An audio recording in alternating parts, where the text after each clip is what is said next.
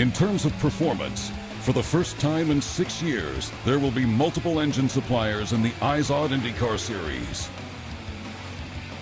Honda returns after being the sole supplier since 2006.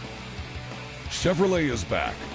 Their long racing resume includes over 100 wins and 7 Indianapolis 500 victories. And Lotus makes their return to American open-wheel racing.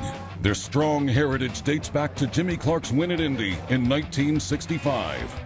In 2012, all 3 manufacturer engines will be turbocharged. IndyCar has mandated boost levels that will produce between 550 and 700 horsepower. The engine changes from a V8 to a V6 and will have direct fuel injection, and the liter displacement drops from 3.5 to 2.2.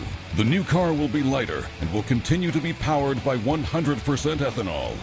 So it's not just the drivers and teams doing battle on the track this year. Manufacturer competition returns to the IZOD IndyCar Series in 2012.